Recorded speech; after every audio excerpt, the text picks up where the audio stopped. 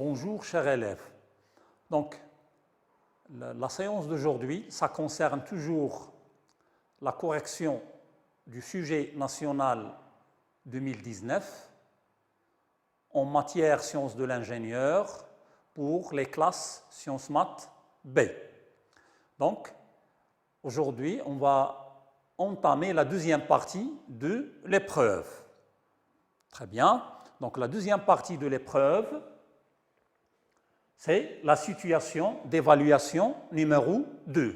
Donc, la situation d'évaluation numéro 2 du système, c'est la cadence de production de la fardeleuse, nombre de packs par unité de temps, et la qualité de l'emballage obtenu dépendent bien sûr du perfectionnement que l'on peut apporter au mécanisme de déplacement du pousseur en ce qui concerne le guidage, la vitesse de déplacement et le contrôle de la position. Bien, donc cette situation d'évaluation se compose de 3 tâches. La première tâche, c'est l'agencement des éléments constituant le mécanisme de déplacement du pousseur. La tâche numéro 2, c'est le paramétrage du variateur de vitesse. Et la tâche numéro 3, c'est la capacité du moteur plus le variateur. Très bien. Donc, la première tâche, l'étude de l'agencement des éléments constituant le mécanisme. Donc, on doit se référer au document ressource 3, document ressource 4, et on doit répondre sur document réponse 3. Très bien. Donc, cette tâche se compose de 3 questions. La première question, un schéma cinématique à compléter. Deuxième question, un élément à identifier dans le système. Et troisième question, ça concerne la représentation du support le support du rail lamé en vue de face. Il y a une vue qui manque, on doit la compléter. Très bien. Donc voilà le document ressource 3, le document ressource 4 et le document réponse, on doit rédiger les réponses. Très bien. Donc la représentation 3D du moteur M2, le réducteur à engrenage. Donc vous avez le moteur triphasé M2, vous avez un réducteur à engrenage et vous avez l'élément C. L'élément C, il est là, donc on va agrandir le dessin pour voir clairement l'élément C. L'élément C, il est répété 2 fois. Il est encore ici. Puis vous avez une poulie crontée. Une poulie crontée, elle est dite poulie motrice parce que vous avez une deuxième poulie réceptrice. Très bien. Donc voilà le moteur, l'organe ou l'élément C. Voilà l'élément C en 3 dimensions. Donc l'élément C en 3 dimensions, c'est un manchon qui va relier 2 arbres en rotation. Le réducteur à engrenage, l'arbre ou le pignon arbré 3, sur le pignon arbré 3, il est monté une roue dentée. Donc ce pignon arbré est guidé en rotation par 2 roulements à billes. Donc la représentation d'un guidage en rotation, la représentation normalisée est la suivante. Voilà la représentation normalisée. Très bien. Donc ici, vous avez une simulation d'un montage de roulement. Donc on doit installer le premier roulement, puis installer le deuxième roulement, et il nous faut les obstacles, c'est-à-dire arrêter ces roulements en translation. Puisque on a un arbre qui tourne, c'est le pignon arbré qui est animé d'un mouvement de rotation. Il faut prévoir un obstacle du côté gauche du roulement 1, une entretoise qui va garder une distance constante entre le roulement 1 et le roulement 2, puis on a installé un épaulement ici. Donc c'est faux. Donc on ne doit pas avoir de roulement de 2 côtés. Donc on doit supprimer cet obstacle et utiliser par exemple un obstacle démontable. C'est un nano-élastique. Il nous reste les bagues extérieures.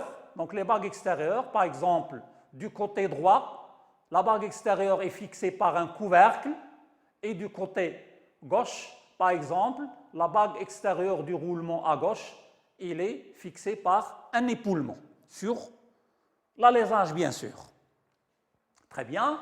Maintenant, le schéma cinématique à compléter, puisque ça c'est un arbre, ça c'est le bâti, la partie fixe. Regardez, bâti, bâti. Donc un arbre par rapport à un bâti, donc automatiquement une liaison pivot. De même pour l'arbre qui va relier 2 et 3, par rapport au bâti, vous avez encore une liaison pivot. La même chose pour l'arbre qui relie la roue dentée 4 et la poulie cranté 5, aussi pivot. À retenir que la vitesse de rotation de 4 et la vitesse de rotation de 5, on a la même vitesse parce que les deux organes sont montés sur le même arbre. Très bien. Donc, ici, le pousseur est animé d'un mouvement de translation. Donc, on a besoin ici d'une liaison glissière. Une liaison glissière de la manière suivante. Donc, la liaison glissière, voilà, d'axe horizontal. Donc, la liaison glissière d'axe horizontal, il faut compléter. Le pousseur doit être lié au rectangle qui représente une liaison glissière. Très bien. Cette représentation, c'est la représentation d'une courroie crantée. Très bien. Donc, l'élément C, regardez l'élément C. On vous demande d'identifier l'élément C. Donc, l'élément C, regardez en représentation 3D, ici en représentation seule. Donc, l'élément C s'appelle un accouplement rigide. La fonction d'un accouplement rigide, c'est transmettre un mouvement de rotation, une puissance et un couple entre deux arbres alignés. Très bien. La dernière question, compléter la vue de face en coupe AA de ce support. Donc, on vous donne la vue de face et on vous donne, on vous demande la vue de face, on vous donne la vue de dessous et la vue de gauche. Donc, la technique pour déterminer la vue manquante, il faut passer par les lignes de rappel. Donc, les lignes de rappel verticales, les lignes de rappel horizontales, la ligne à 45 degrés si nécessaire. Maintenant, voilà, on a déterminé l'emplacement de la vue de face en coupe AA. Très bien. Donc, pour déterminer cette vue, voilà, on vous donne le support en 3 dimensions. Donc, il y a pas mal de formes sur ce support. Vous avez un trou lamé ici, un deuxième trou lamé, un troisième trou lamé, un quatrième trou lamé. Et vous avez des formes en bas. Très bien. Regardez, maintenant on peut voir clairement les usinages effectués sur le support. Donc on peut tourner, par exemple, on peut voir par-dessus, par-dessous. C'est ça l'avantage des modeleurs volumiques. Très bien, donc comme vous pouvez le voir ici, voilà la première forme, deuxième forme ici, troisième forme, les trous qui sont là, les trous lamés, les lamages existent de l'autre côté, les trous lamés de fixation, vous avez des trous lamés de fixation ici. Très bien, donc le modeleur nous permet une représentation en mode filaire. Regardez maintenant, on a coupé le support en deux pour voir le trou lamé, comment peut-on le représenter. Très bien. Donc, toujours les lignes de rappel. Et on détermine partie par partie. Donc, la représentation de ce trou lamé. La représentation de ce trou lamé, puisque la coupe passe au milieu, donc le lamage est déjà éliminé par la partie coupée. L'ésunage en bas, puis l'autre ésunage symétrique. Remarquons que le support il est symétrique. Et voilà la représentation ou la vue de face en coupe AA. N'oubliez pas d'indiquer ou de désigner la vue en coupe. Très bien. Maintenant, la tâche 2. La tâche 2, c'est le paramétrage du variateur de vitesse. Donc, pour des raisons de sécurité, le pousseur, la vitesse du pousseur ne doit pas dépasser 2,5 mètres par seconde. Donc, il faut paramétrer le variateur de vitesse à ce que de telle façon que le pousseur ne dépasse pas cette vitesse limite. Donc, pour paramétrer le variateur, on doit passer par certaines questions. Donc, on a la question 9, la question 10, 11, 12 et 13. Donc, la première, la deuxième, troisième, quatrième et cinquième question. Donc, on a 5 questions. Très bien. Donc, le variateur qui alimente le moteur M2, c'est le variateur 1. Vous avez l'automate où vous avez voilà, l'automate programmable qui reçoit les signaux des capteurs et qui gère le fonctionnement. L'alimentation des variateurs par un réseau triphasé 400 volts 50 Hz et vous avez un contacteur KM1 de sécurité. Un voltmètre installé ici, on va voir sa fonction par la suite. Donc voilà, le moteur M2, il faut suivre ces lignes d'alimentation. Voilà, il est alimenté par le variateur de vitesse 1. Voilà, agrandir le variateur de vitesse V1. Très bien. Donc les documents ressources à utiliser, vous avez le document ressources 3, on a des données ici à utiliser. Vous avez le document ressources 4 et vous avez le document réponse où vous devez rédiger les réponses. Très bien.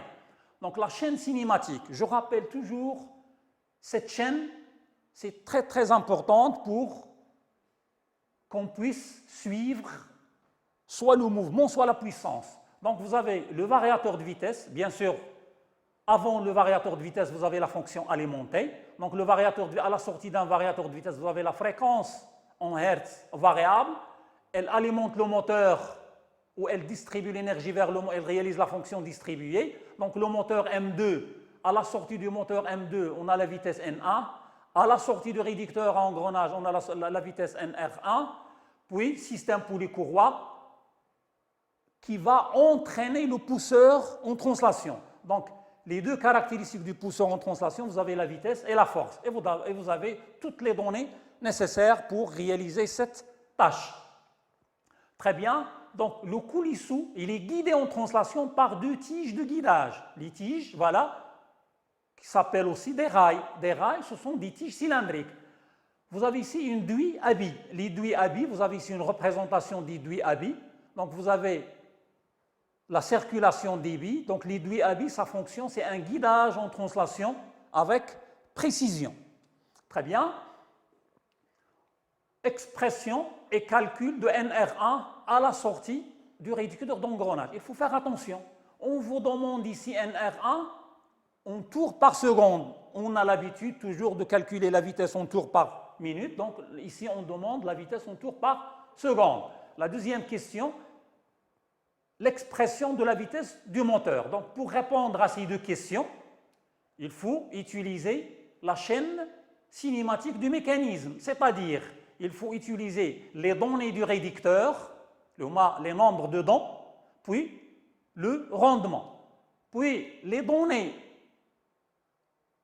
des poulies crantées, le diamètre primitif de la poulie crantée 5 et le diamètre primitif de la poulie crantée 6, deux diamètres égaux, parce que le système polycourroie ici, il est utilisé pour transformer le mouvement de rotation du réducteur en un mouvement de translation du pousseur. Très bien, on rappelle le système polycourroie. L'avantage d'un système polycourroie cranté, toujours, on peut vous poser cette question, pourquoi on utilise un système polycourroie cranté? Donc, la vitesse est constante, tout simplement, on n'a pas de glissement.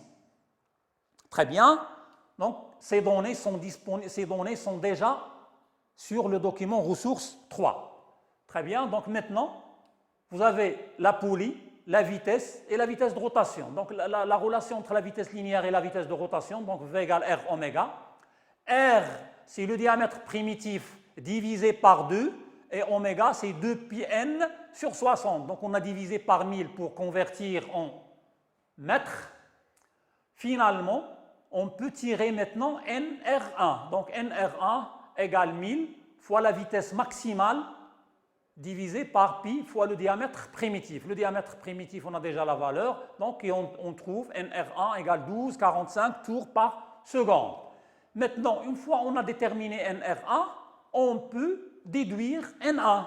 Donc, comment déduire N1? Il faut passer par le rapport de réduction entre le moteur et la sortie du réducteur engrenage. Donc, le rapport de réduction, c'est N sortie réducteur sur N1 moteur. C'est Z1, c'est produit des nombres de dents des roues menantes sur produit des nombres de dents des roues menées.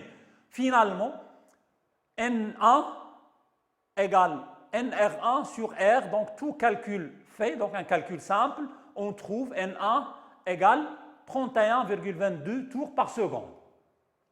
Très bien. données nécessaires pour les questions 11, 12 et 13. Donc les questions 11, 12 et 13, on doit se référer à ces données-là.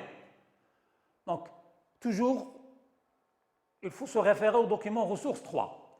Très bien, donc on vous demande, la question 11, on vous demande de calculer la vitesse du synchronisme.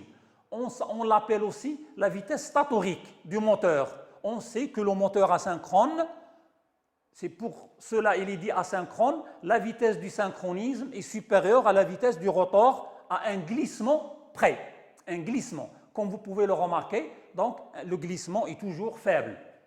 Très bien, on rappelle la formule de glissement, toujours on donne le glissement, on va le donner en pourcentage. Donc le glissement, c'est la vitesse du synchronisme moins la vitesse du rotor divisé par la vitesse du synchronisme.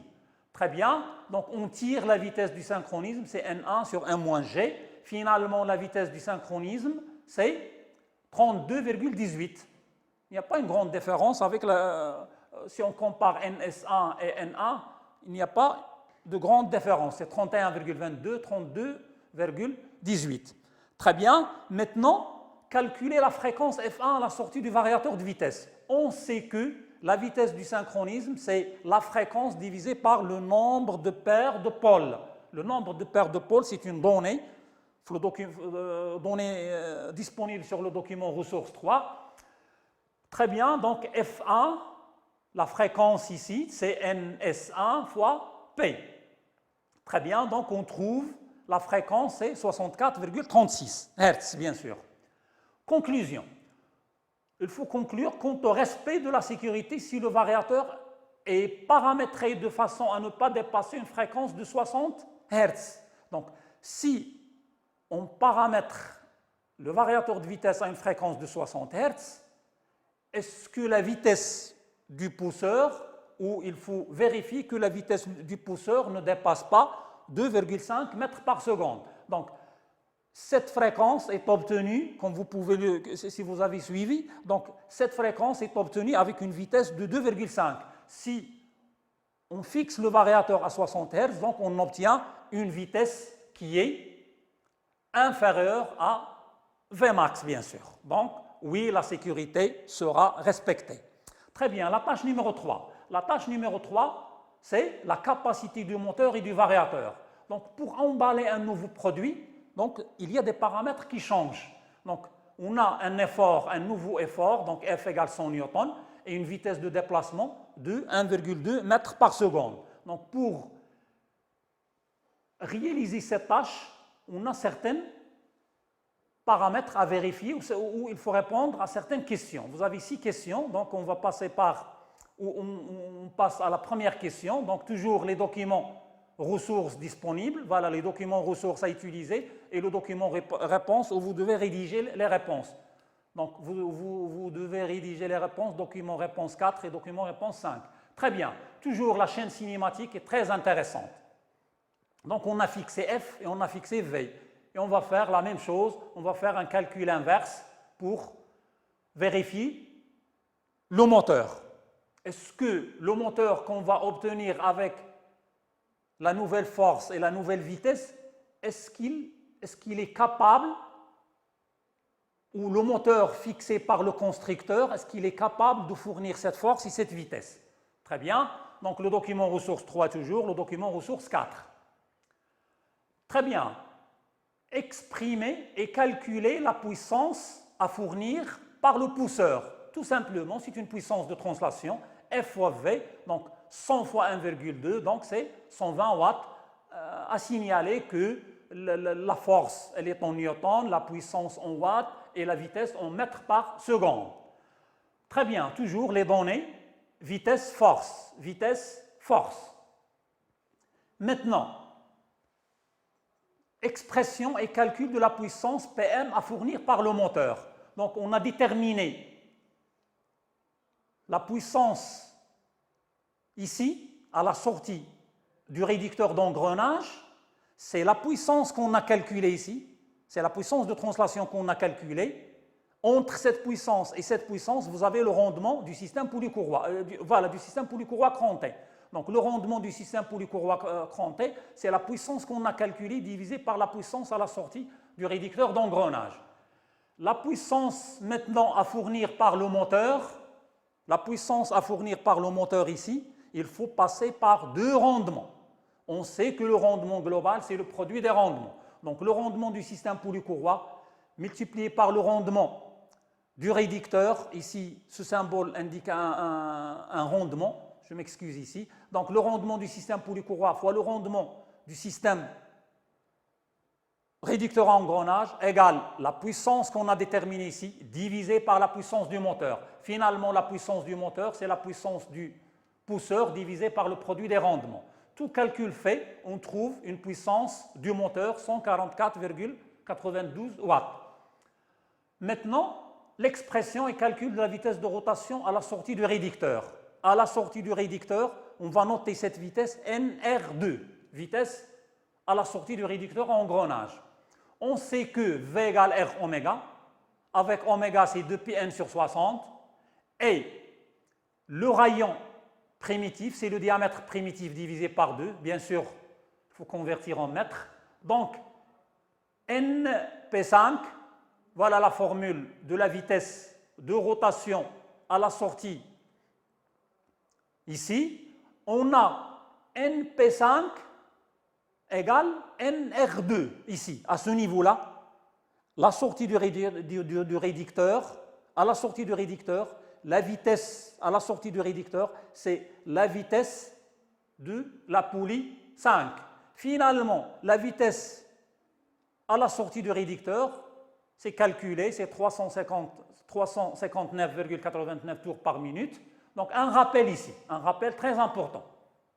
Voilà, le rappel, oméga FV, la relation entre oméga et FV, c'est V égale R oméga, et le rayon, c'est le diamètre divisé par 2, puis la vitesse angulaire, c'est le nombre de tours par minute fois 2π sur 60. Maintenant, pourquoi NP5 égale à NR2? Donc la sortie du réducteur, c'est accouplé à la poulie motrice 5. C'est pour cette raison NP5 égale à NR2.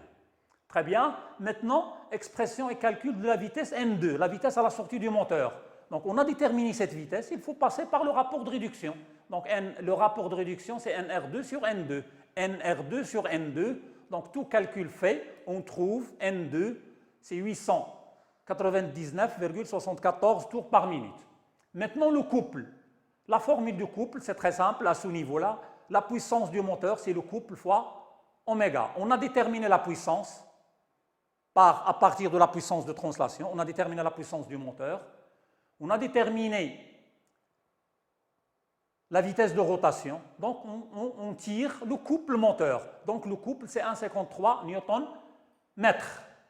Maintenant, on doit conclure, c'est-à-dire les données qu'on a calculées, est-ce que le moteur choisi par le constructeur il est capable de fournir la force demandée.